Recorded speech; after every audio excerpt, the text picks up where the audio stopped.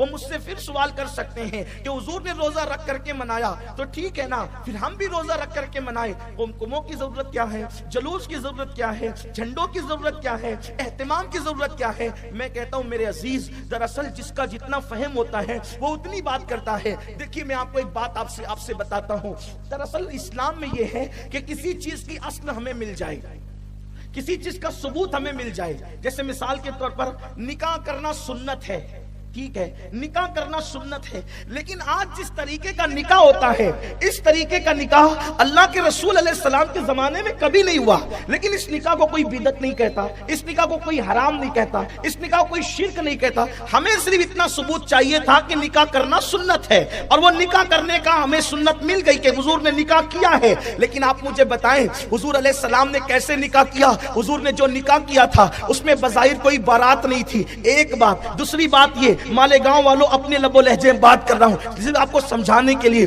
حضور نے جو نکاح کیا تھا اس میں کوئی اغوا نہیں تھا، حضور نے جو نکاح کیا تھا اس میں کوئی بارات نہیں تھی، حضور نے جو نکاح کیا تھا اس میں جو ہے نا وہ اللہ اکبر ناشتہ کرانے کا کوئی سسٹم نہیں تھا، حضور نے جو نکاح کیا تھا اس میں کوئی شامیانہ اور منڈپ نہیں تھا، حضور نے جو نکاح کیا تھا اس میں جو اس طریقے کی پلاؤ بریانی کی کوئی دعوت نہیں ہوئی تھی، حضور نے جو نکاح کیا تھا اس میں تو ولیمے میں ستو کھلائے جاتے تھے، ستو اللہ کے رسول نے کھلایا، کھجور کھلائی۔ دل پر ہاتھ رکھ کر ایمان لگتی کہنا، آپ مجھے بتائیں کہ اگر بچے کے ولیمہ میں یا خود کے ولیمہ میں آپ ستو کھلائیں تو آپ مجھے بتائیں کہ 4 گالیاں دے کر کے لوگ جائیں گے اور عوام نہیں دے گی؟ پہلے وہی کبھی اوقات نہیں رہی تو کہیں بلائی اسلاموں کے، یہ بات ہو سکتی ہے نا؟ نہیں، ہنسنے کی بات نہیں ہے۔ میں تو مرغا کھانے والا روز کا آدمی اور یہ دال اور چنا پیسا ہوا مجھے ستو کھلا رہا ہے۔ آپ سے پوچھتا ہوں کہ حضور کے ولیمہ میں تو ستو کھلایا گیا تھا، آج کا ولیمہ ستو پہ ہو سکتا ہے؟ نہیں ہو سکتا۔ لیکن اگر آپ بریانی بنائے، قورمہ بنائے، مٹھائی بنائے تو کوئی نہیں کہتا کہ نا بابا میں نہیں کھاؤں گا، یہ تو بدعت ہے حضور علیہ السلام کے یہاں، بلکہ حضور کی سنت ہے۔ کوئی ثابت نہیں کر سکتا۔ میں چیلنج کرتا ہوں اہل علم کو کہ اللہ کے رسول کی پوری زندگی میں حضور کے دسترخوان پر کبھی 2 قسم کی ڈش جمع نہیں ہوئی۔ حضور علیہ السلام نے سرکے سے روٹی کھائی ہے، لیکن میرے آقا علیہ السلام کے دیوانوں مجھے بتاؤ، آج جب ولیمے میں 4-5 ڈشیں لگتی ہے بلکہ کھانا ضائع ہوتا ہے، ایک پلیٹ 2-2 ہزار روپے کی بنتی ہے، آرڈر دیے جاتے ہیں، لوگ 2-2 4-4 لقمے کھا کر کے پوری پلیٹ پھینک دیتے ہیں، اس کی طرف لوگوں کی توجہ نہیں ہے۔ لیکن آپ مجھے بتائیں کیا اس کو کوئی حرام کہہ سکتا ہے کہ آپ نے 2 ڈش کیوں بنائی، آپ نے 4 ڈش کیوں بنائی، آپ نے 5 ڈش کیوں بنائی؟ کوئی اس کو حرام نہیں کہتا، کوئی اس کو شرک نہیں کہتا، کوئی اس کو بدعت نہیں کہتا۔ کیوں نہیں کہتا؟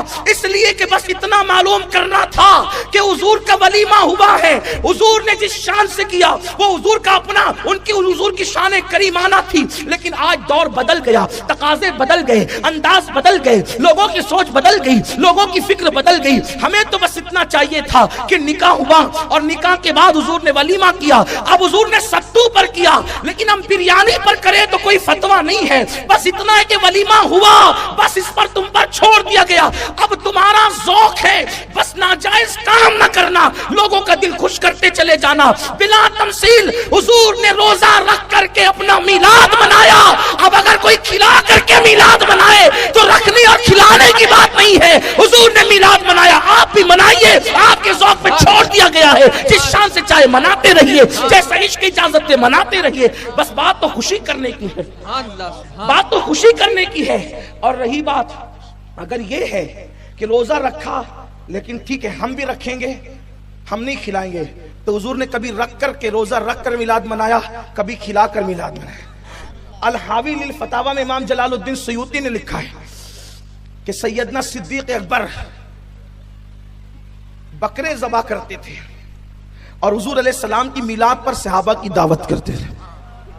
یہ امام جلال الدین سیوطی کوئی چھوٹے موٹے آدمی نہیں ہے، امام سیوطی نے دیکھو کتاب میں لکھا ہوا ہے۔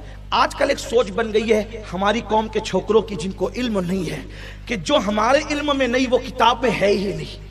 اہل علم کو سب پتا ہے، لیکن اب جہالت سب سے بڑی وبا ہے، تو آپ کو جو نہیں معلوم ہے آپ علم والوں کے پاس ہے۔ قرآن کہتا ہے، کیا کہتا ہے کہ تمہیں نہیں معلوم ہے تو یہ ٹنڈورا پیٹو کہ ہے ہی نہیں۔ اگر چمگادڑ کو سورج سے تکلیف ہے، وہ کہتے کہ سورج ہے ہی نہیں، آنکھ بند کر کے پڑھیے سورج ہے ہی نہیں، قصور تو اس بڑی بی کا ہے نا کہ جس کو سورج نظر نہیں آتا۔ لیکن اللہ اکبر، جو آنکھ والا ہے وہ تو سورج دیکھتا ہے، تو کیا کرنا چاہیے؟ قرآن کہتا ہے فَاسْأَلُوا أَهْلَ الذِّكْرِ إِن كُنتُمْ لَا تَعْلَمُونَ، کہ اگر تم نہیں جانتے تو علم والوں سے پوچھ لیا کرو۔ تو علم والوں سے پوچھو گے تو آپ کو پتہ چلے گا۔ الحاوی للفتاوی میں سیدنا صدیق اکبر رضی اللہ تعالیٰ بکرے ذبح کرتے تھے اور حضور کے میلاد کے موقع پہ دعوت دے کر لوگوں کو کھلاتے۔ آج کی کتاب نہیں ہے یہ، 100 سال پرانی کتاب نہیں ہے یہ، صدیوں